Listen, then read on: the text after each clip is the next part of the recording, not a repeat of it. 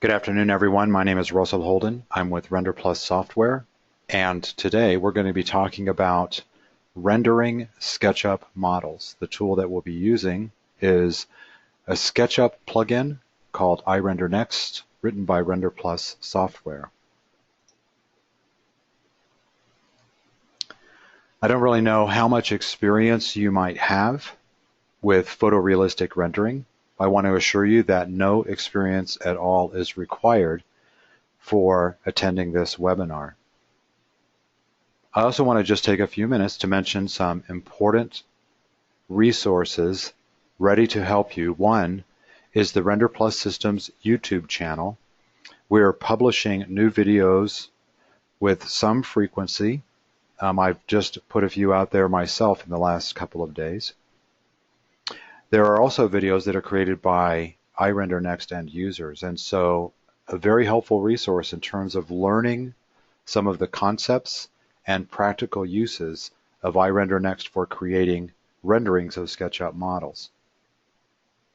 You'll also find that renderplus.com is a valuable resource for learning more about the software created at Render Plus Software, and additionally some specific tips, tutorials, and comprehensive documentation on our rendering programs. I would encourage you to visit these two resources frequently. New information is added all the time, and a lot of the questions that you may have are probably answered. On renderplus.com, there's also a forum, which is our help desk. There are lots of questions that get asked about using the software, and we are monitoring the forum constantly. So whenever a question is answered, one of us at Render Plus Software will jump in pretty quickly to provide helpful answers. There are so many ways to use SketchUp and so many different types of users who are creating any manner of models with the software. And since I don't know specifically the types of models that you're creating, I have a couple of examples I'm going to use this afternoon. One is this little wooden table. There are lots of people who use SketchUp to create items for the 3D warehouse. Additionally, I've grabbed a beach cottage from the 3D warehouse, and in both cases, the table and the beach cottage, once these models are open from the 3D warehouse, the assumption that you should have is that they are ready to render. And we're going to do that. Once we open these models, we're going to just render them straight away. Thirdly, SketchUp is very popular with interior designers, and so I created a small little interior. This is going to be particularly helpful with some of the advanced lighting and reflections topics that we're going to discuss today.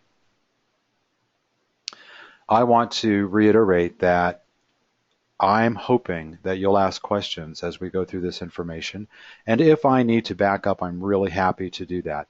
It's important to me that by the end of this webinar, you'll approach your next rendering with new skills and a lot of confidence so that you can create the best rendering possible from your SketchUp model. I also realize that for many, I may speak way too fast, and so if I am, please use the questions area and let me know that I need to speak more slowly. That's a good reminder to me. I'm happy to slow down. I want to make sure that everyone understands the information that I'm sharing with you this afternoon. I'm really happy that everyone's here. Let's get started by exploring iRenderNext for creating photorealistic renderings from SketchUp models. Sometimes when you start SketchUp, the iRenderNext toolbar may not install on its own. If that's your experience, click Extensions, look for iRenderNext, and then load it. Our toolbar looks like this. Now, by default, this toolbar will install adjacent to the SketchUp toolbar. You may prefer to peel it away just like I do, and that's what I've done on the screen here. I also want to mention that in addition to our rendering programs, Render Plus software creates a number of free SketchUp extensions, and one of them is the NXT Materials Library. Hundreds of new materials available for your SketchUp models, and the interesting thing about these materials is not only are they photorealistic, additionally, we have a variety of options for rendering, from high gloss to matte and everything in between. So when you select from this list, you're not just selecting a material, you're also selecting the finish of that material for your rendering. A very efficient way to select and apply materials to your SketchUp models. The first model that I want to use to explore rendering is this little table made of wood, has a photo wood pattern attached to it. That's done in SketchUp. And as I mentioned before, as soon as I open these models, the first thing that I want to do is render them. This is the render button on the Render Next toolbar, and when you click it, this dialog will display. Across the top of this dialog are 5 natural lighting presets. The 3 in the middle are pretty obvious. They are either using the SketchUp Sun or not. The 2 on the outside are maybe not so obvious, so I thought I would spend just a few minutes describing, for example, Studio High Dynamic Lighting. The concept behind this is actually pretty simple. Imagine that we actually had one of these tables and we wanted to create images for a catalog. What we might do is run this table over to a professional photographer who would set up lighting and everything else needed, and in the end deliver to us some very nice photographs. Studio High Dynamic Lighting does exactly the same thing. This is going to be a multiple light source rendering, and you can tell that by not just one, but lots of shadows underneath this table and a very nice even distribution of light across the table. When I click Start Rendering, that launches the iRender Next render window. That's why you don't see the SketchUp toolbar for the time being. Once a rendering is completely processed, it's actually possible to manipulate the final rendering. For example, when I click on the top of this table, a little pop-up menu appears, and one of the options on this menu is to edit the material. This launches the iRender Next Edit Material dialog. And on this dialog, there are a number of render presets. They're all named so that what they're going to do is pretty obvious. For example, lower left corner, you'll notice one called Mirror. If I click that, it's going to render the surface being edited as a mirrored surface. For the purposes of this table, I want some reflections going on top of this table. So I'll click Reflective and then re-render the model. And now what you see with a reflective property added, I have my table sampled with very bright direct light. That's over here on the left-hand side, with a lot of filtered light scattered around the table, and then in shadow. The benefit is that I have a very good idea of how this material will sample in virtually any lighting condition. Not to mention, this is a very nice presentation of this table. And I didn't have to set up lighting on my own. Instead, the fast way was to just use the Studio preset. I thought it would be a good idea to point out this little button because it might not be so obvious what it does. If you have some experience with photorealistic rendering, you know that this is a computer-intense process. And so, in order to get an early view of your model to check materials and check lighting, we recommend that you generate a low resolution rendering with a limited number of passes. But once you're satisfied, click the blue button. And what this allows you to do is increase the number of passes, and without starting over, let the rendering continue. So that rendering was generated with 10 passes. I'm doubling them up. Now when I click OK, the computer is going to start at pass 11 and then finish at 20. So here we are at pass 16. The rendering is getting considerably better. And then finally at pass 20. You can see that once the blue dot appears, click it again and specify even more passes. The rendering engine refines lighting and materials and reflections with more and more passes. You'll see some really good examples of that a little bit later on. So here's my finished rendering using Studio High Dynamic Lighting and 20 passes to complete the rendering.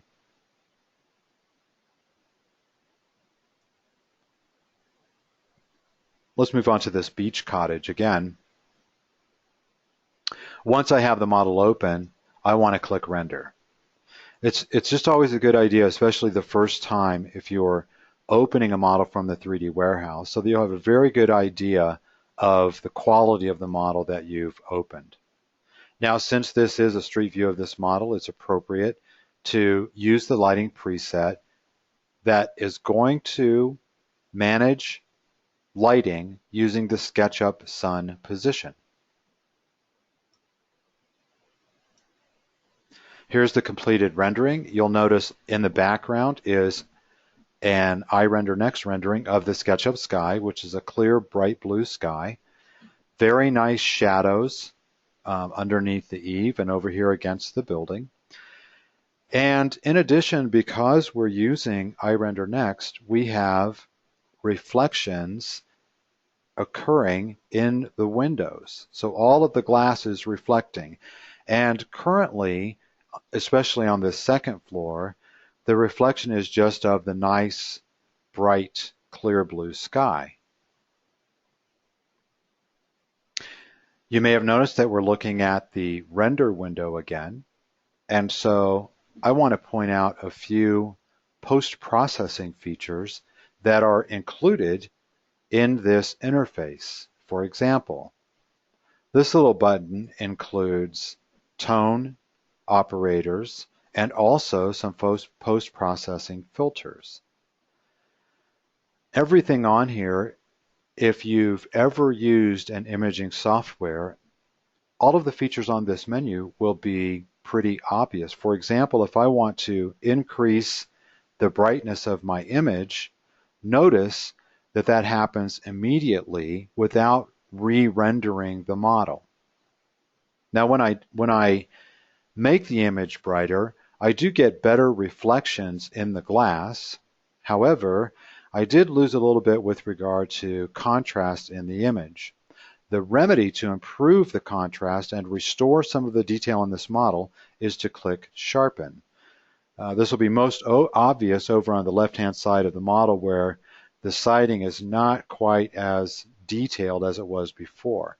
So when I click Sharpen, the detail is restored. I've retained my really nice bright daylight image, and I've improved the reflections.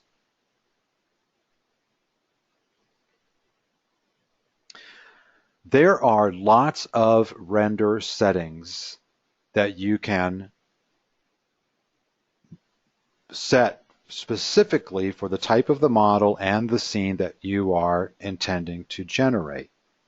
And those render settings are available when you click the clipboard. Notice on the left-hand side there's this nice long inventory of render settings. And in the preset area of this dialog, one of the lighting preset options, and remember these 5 options are referring to natural lighting for your model. Well, one of them is to use a high dynamic range image as the sky and the background.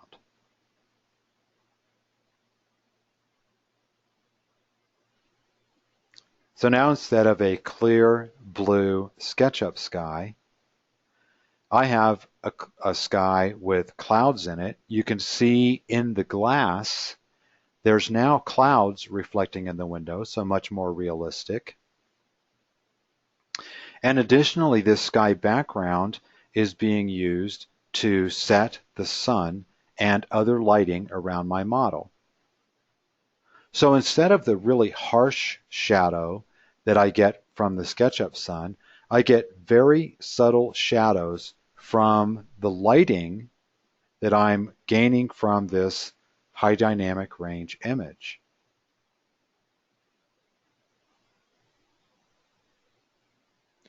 More post-processing features that can be very useful when you're finalizing a presentation image.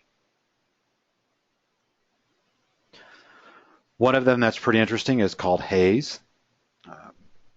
Here's why I wanted to use it in this model, because my project is really just this front cabin, and this building that you can see more over towards the right is not really a part of my project. So I want to suppress that building a little bit, and I'm going to use haze to do that. Now this could seem a little bit tricky because you notice that it wants a near distance and then the far distance for the haze. I have absolutely no idea where the end of this carport is. And so what I'm going to do is I'm going to click on this less than sign, this little button right here. Then I'm going to click on the image, and when I do, that sets the distance. Now all I need to do is increase the strength of the haze. Now again, we're not going to have to re-render anything, but when we increase the strength of the haze, we get haze starting at 70 feet and then going out to approximately 100 feet. So I've succeeded in pushing that building back and away from my model. These post-processing features mean it's not necessary to take your completed rendering out to another program. Most of the time, what you will need to achieve can be done right here in the iRender Next render window.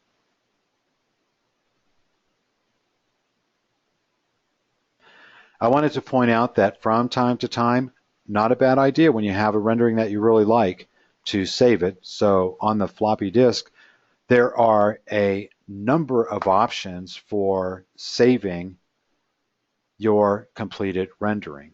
Most of these are standard file formats. One of them that's particularly interesting is the native NXT image. That allows you to do some very interesting things with lighting once the rendering is completed.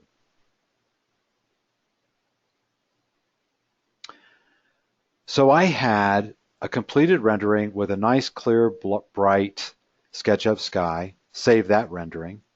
Then I added a high dynamic range image. Let's save that image. That's a good one.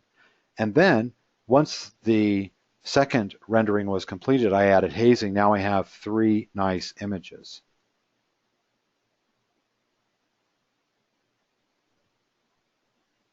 Same model. And now what I'd like to do is I'd like to manipulate the lighting. Now I mentioned earlier that there's the opportunity to store an image as a native NXT image, and that's actually what we're going to work with here. And so this light bulb will show us that there are actually lighting channels available to us.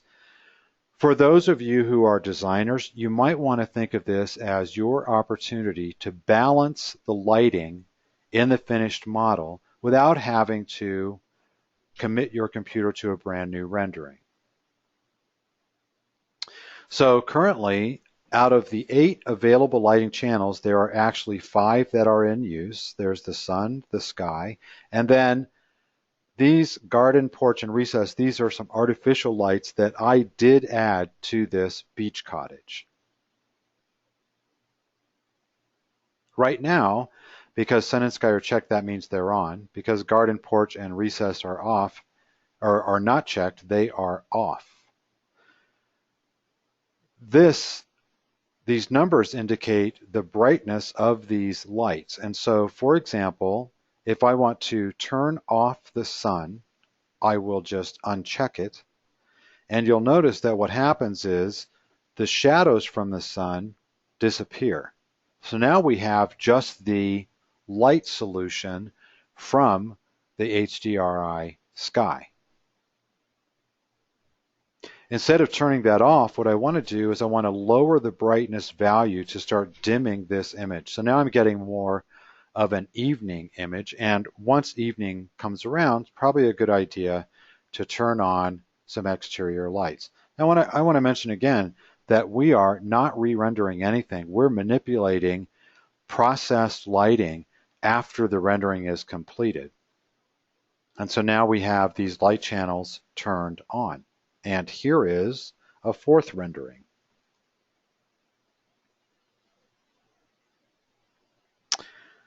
I liked this rendering, but I wanted to go after it in a slightly different direction. So I selected a different HDRI sky from the library of skies available in iRender Next. This is a sunset sky. And what you'll notice is that with this sunset sky, the rendering of my building is considerably warmer than with the bright blue SketchUp sky. This is an important rendering decision in terms of the presentation that you intend to take to your client. So what we're discovering is that the color of the lighting is very important in terms of the completed rendering. The bright blue sky, the original HDR image that I used, is giving us a very neutral palette on the building, whereas the sunset sky is giving us a palette that's considerably warmer. I wanted to show you an example of an image from an iRender Next user who took great advantage of this technique. And again, an iRender Next user, you can see by using lighting channels, rendered the image once, and then was able to turn on and off, as well as dim or brighten the artificial lights inside his project. So both of these images were created from one completed rendering. And now, in addition to using a warmer sky, I also manipulated the color of the artificial lighting to make it a little bit warmer. And for my purposes, this gave me a much more satisfying rendering. Here are the two again side by side. The one on the left, a very neutral, almost cool color palette. And then the one on the right, a much warmer color palette, including warming up the artificial lights by modifying their colors. Now let's talk about adding artificial lighting to models. I wanted to point out this rendering, which I think is a great example of natural lighting and the position of the eye to generate this rendering. Because if you're like me, this gives me the impression of a very bright, hot day in Southern California with the sun streaming in.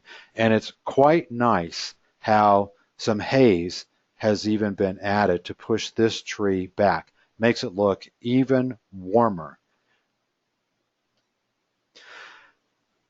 While it's always tempting to have bright sunlight encroaching the space, it's also very nice when indirect lighting from the out of doors is used to illuminate a model, as in the case of this kitchen.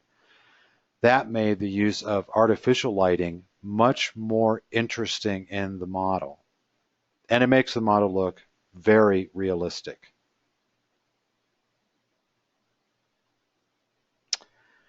So here's my little interior. And what I thought we would talk about is adding artificial lighting. Available by clicking the toolbar icon, which is a chandelier. That brings up this dialog called Render Ready Components. This is a really nice library of light fixtures, and among them there are some nice ceiling lights that when we bring up this dialog, there are actually very few attributes that we need to set. But you'll notice we have the opportunity to specify the brightness of the light expressed in watts. We can specify the color of the light, and we can set the lighting channel. If you leave this value set to 0, iRenderNext will assign a lighting channel automatically. For example, ceiling lights will be grouped in the ceiling lights lighting channel. So, just like most SketchUp components, these stick very nicely to the ceiling. And then when we return, we have an opportunity to position some sconces on the wall above the pictures. So we'll place 2 of those. And then lastly, these components are really nice as they are. Select one, position it in your model. I really liked this desk lamp, but once I positioned it in the model, I modified the color because I wanted it to look not black, but more like brass. Like all SketchUp components, the Render Ready components available to you from our library are fully editable. So do them with them whatever you need to do in order to end up with a wonderful rendering of your project.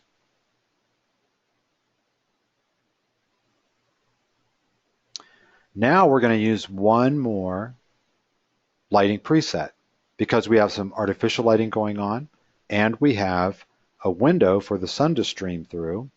We're going to specify an interior rendering using the SketchUp sun. And here we have a pretty nice lighting solution. Now what lacks in this model in terms of making it look realistic is reflections. Here's a great example from Rich Russ, who is an expert iRenderNext user.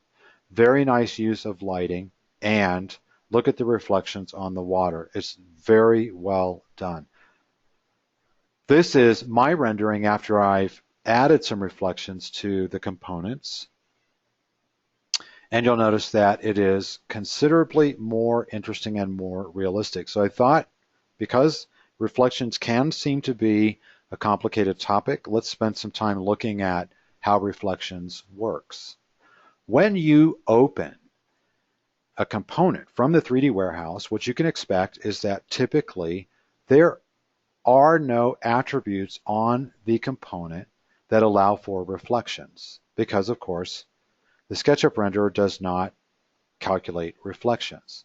And so by definition, those surfaces and those materials are going to be defined as matte. And that means not reflecting at all. Notice that intensity is set to 0. To increase the amount of reflection, increase the intensity value. Now we have some easier ways to deal with that. For example, on this defaults menu with the preset rendering options, one of the options is plastic. Now look at the lamp. And as you can see, there are very nice reflections of the overhead lighting in this lamp, giving it a plastic look.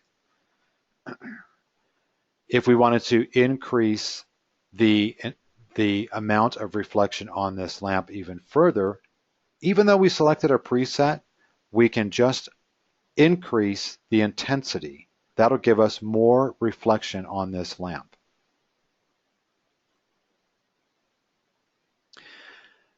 A metallic reflection is more what I was after for this lamp because I did want it to look like brass. You'll notice a couple of things. First, the reflections are very intense, a very high value. And secondly, when you want the surface to be more smooth, and so to give you a sharper reflection, increase the sharpness value. In this case, sharpness is set all the way up to a value of 1, so I'm getting a very crisp reflection in my model. And then secondly, I want you to notice that metallic is checked. Metallic means that the reflection is going to be in the color of the metal. So because this is brass lamp, all of the reflections have a brass overcast to them. Now this is going to get interesting because what we're going to do is we're going to check glossy, and look what happens. A glossy surface restricts the reflection to highlighting produced by artificial and natural lights. Because metallic is still checked, those reflections of the lighting are in the color of the lamp, which is a brass color. When I uncheck metallic, the reflections of those lights are now in the color of the lights. And sorry, I could have made this more interesting. All the lights are pretty white, so they look white. Again, with metallic checked, the reflections of those lighting are in the color of the light. With it unchecked, the lighting reflections are in the color of the lights.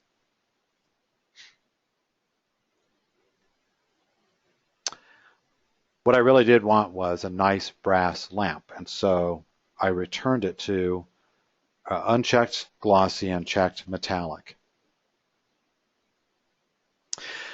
Now, I want to make a rendering decision, and the rendering decision is this. I'm going to be looking at this lamp from all the way across the room, if you remember the early rendering. And so the reflections won't be quite as convincing as I would like. I have a way to solve that.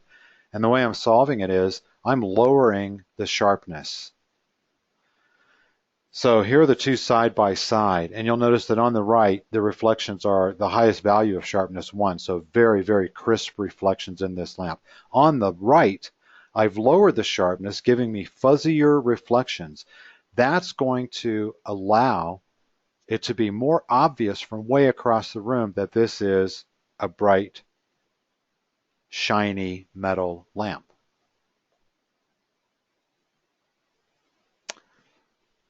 There are lots of interesting things going on with our edit material dialog, and one of them that I wanted to point out is a concept called auto bump.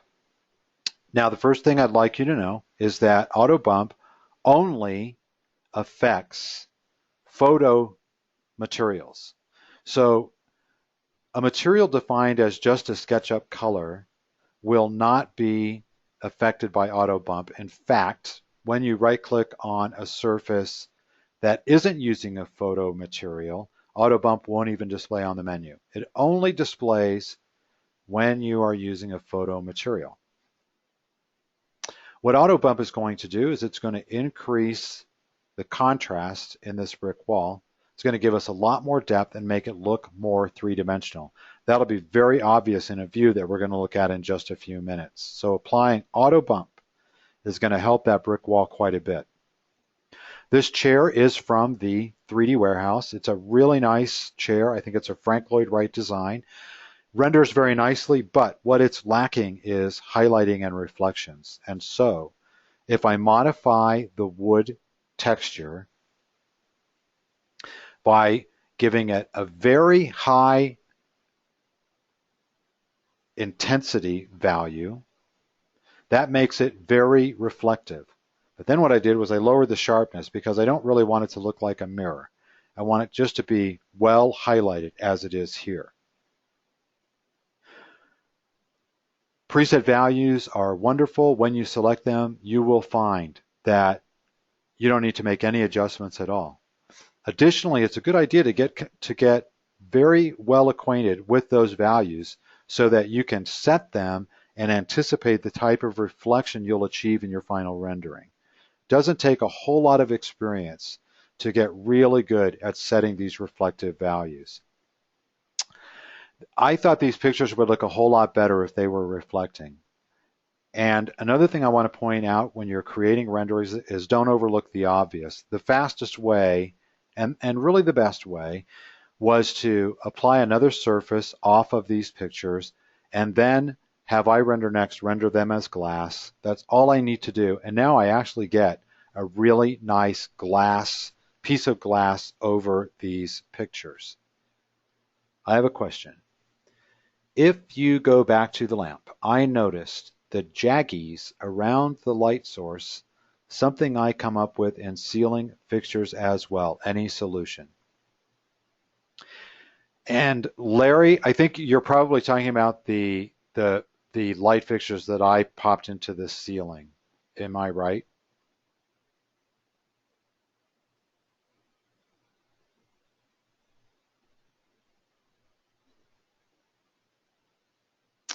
Okay. Now, the reason for that is because those fixtures have they're actually created very low resolution. So if that is problematic, the best solution is to make some new ones and make them with much more detail than those two. Then those the aliasing, which you're referring to as jaggies, the aliasing will absolutely go away. Oh, I'm sorry. Was talking about the desk lamp. Well, let me go back to the desk lamp. Sorry about that, Larry.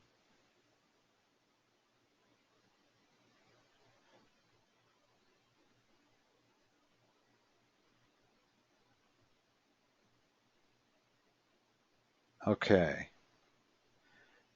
Now, help me, Larry. Where are you seeing aliasing? When you're viewing it with the light source showing. Here.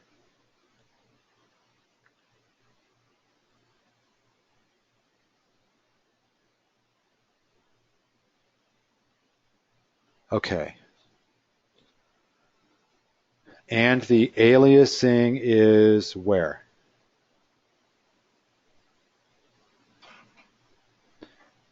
You know what, Larry? I'm going to put on my glasses because I don't see aliasing. Um, Although I have to confess I'm using a pretty high resolution monitor. You know what? Okay, now I do see aliasing that I have my glasses on.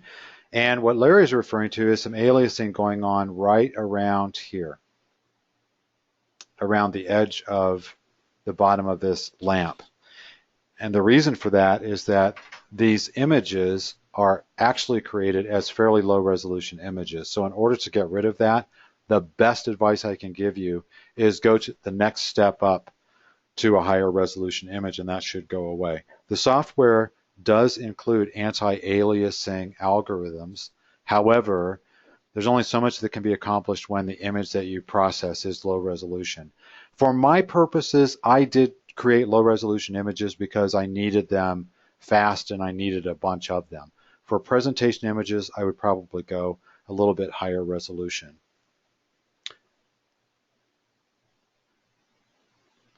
Did that help, Larry?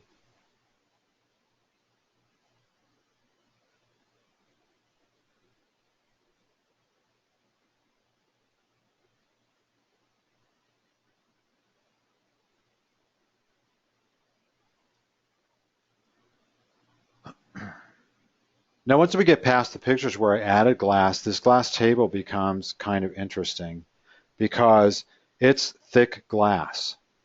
Thick glass is interesting because not only does it reflect, it's microscopically smooth, but in addition, it's going to refract light as the light passes through. So there are some really nice additional attributes that you can set for glass. That includes the transparency of the glass. This glass is not tinted at all, and what kind of refraction is going to happen through the glass. In the end, I get a really nice reflective glass surface. Notice before the reflection was added to this glass tabletop, look at the edge of this rug.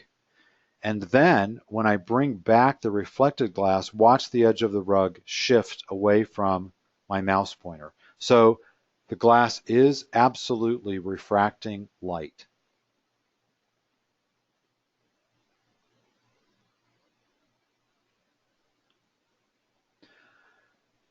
The wood floor is probably the most interesting reflective value that we're going to set this afternoon, because I wanted my wood floor to be very reflective, but I wanted the reflections to be fuzzy so that I would have the appearance on this floor of a satin style finish.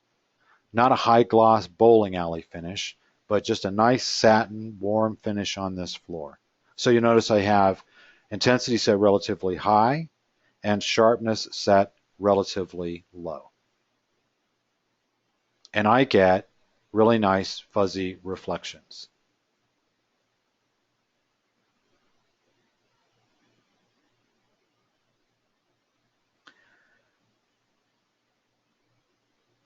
This vase on the table is created with just a color, and the name of the color is ivory. Now this is going to be another one that's very interesting for you, because when I set the reflection values, I actually selected metal. So these values on this dialog are going to look familiar to an intensity of 0.9, very reflective, a sharpness of 1, so a very crisp reflection, and metallic checked. That means that all of the reflections are going to be in the color of the vase. And then I did, so if I just clicked OK and rendered this, I'm going to have a white metal vase. But I did one more thing.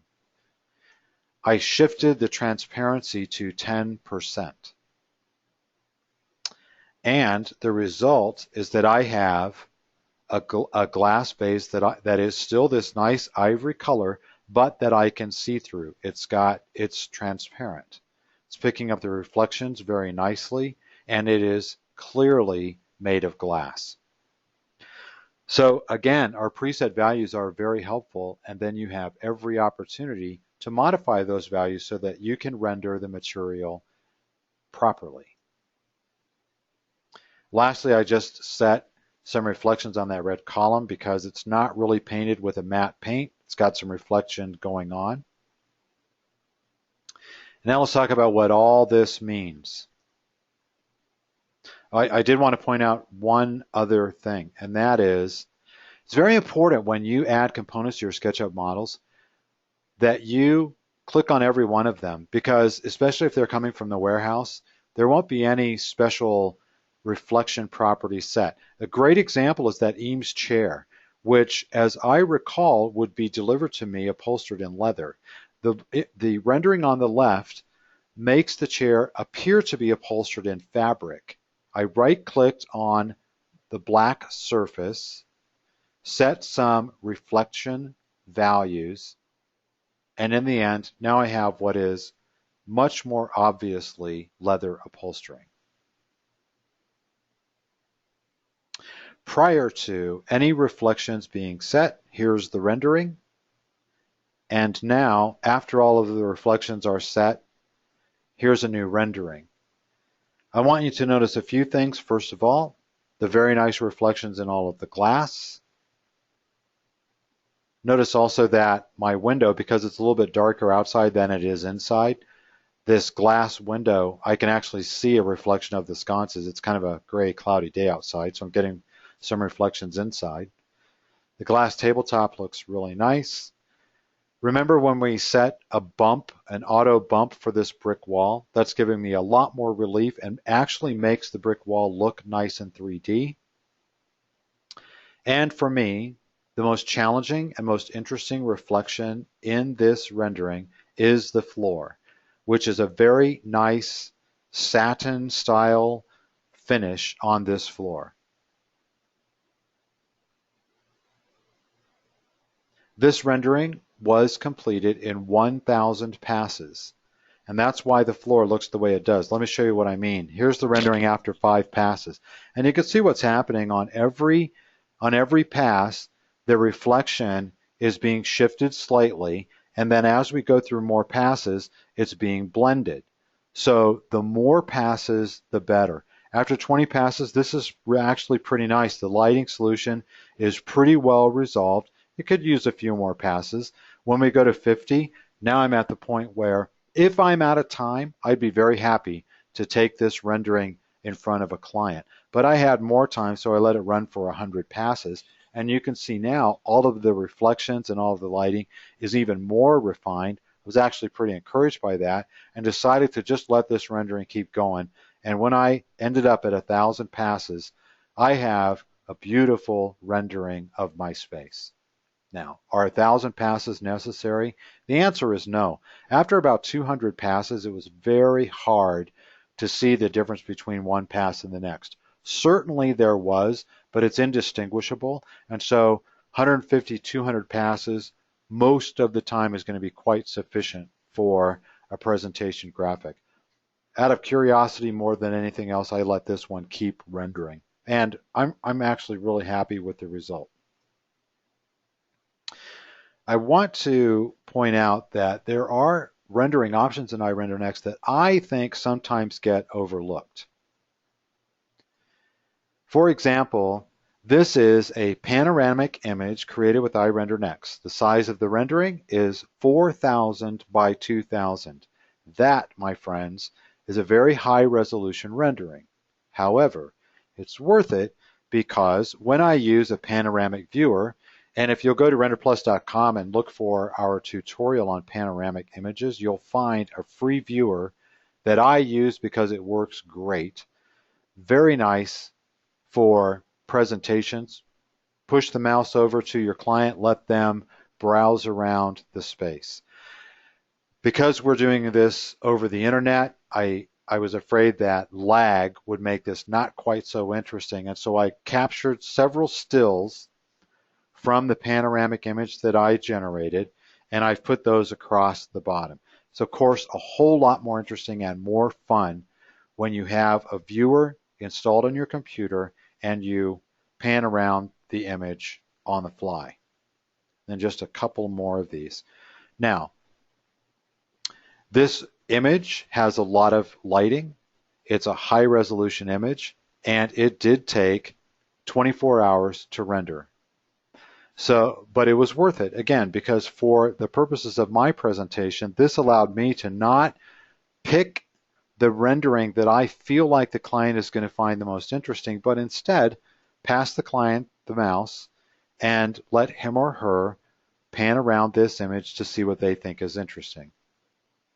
So don't ignore some of these other rendering options that you have available to you with iRenderNext. That includes things like panoramic images, of course, really nice photorealistic stills, and when you're inclined, think about creating some nice animations because the tools are all there and very easy to use. Will you explain the filters after the rendering? I will. Let me return to one of the earlier images that we used.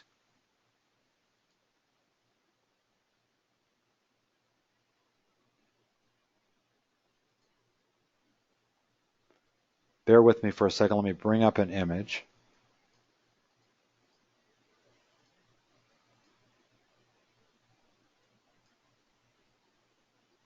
And I'm sorry, I'm having to get some things out of my way here.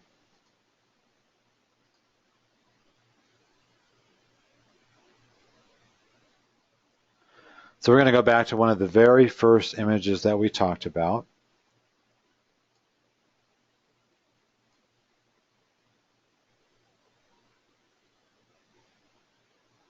Sorry, I'm doing this the painful way, backing up all the way through.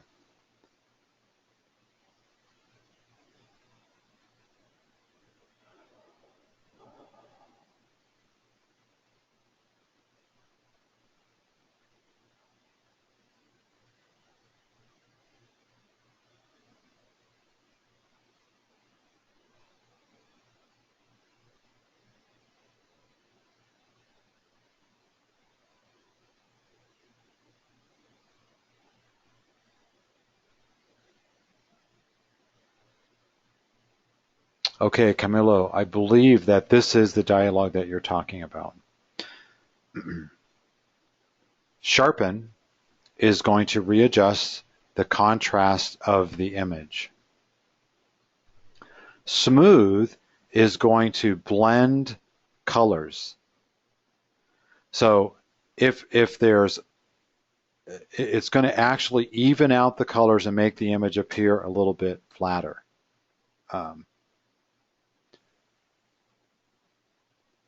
Is there one in particular that is not,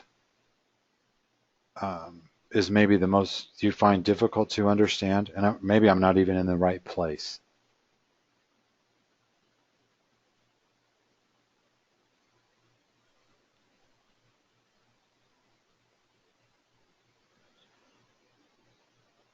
And let me just make sure that Camilo is still with us. Camilo, I think, is still with us.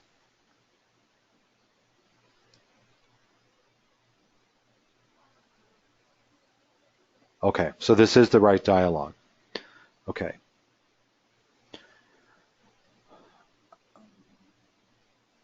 Most of these are the standard filters that you would find in a software application like Adobe Photoshop.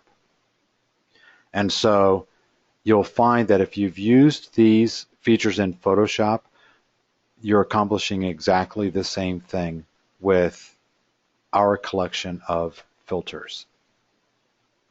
Once you've adjusted the image,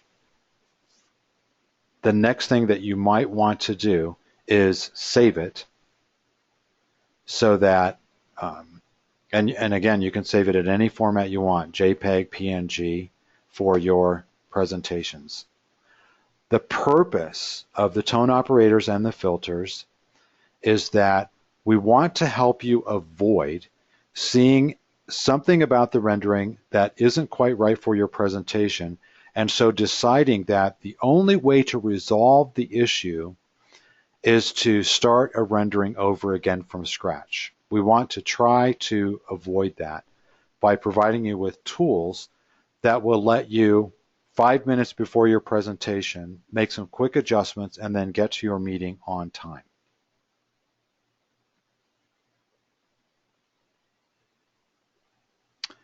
As I mentioned early on, I have been recording this webinar, and so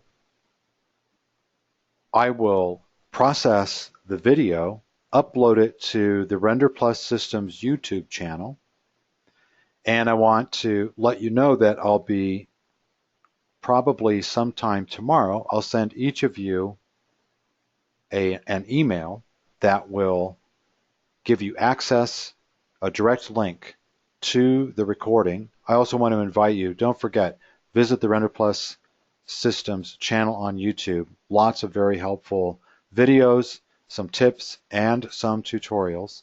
Don't forget renderplus.com, lots of documentation. And of course, when you're visiting renderplus.com, check out our forum. There's lots of questions that you may have that people have asked, and we do our best to stay on top of that forum to help everyone increase their skills with iRender Next.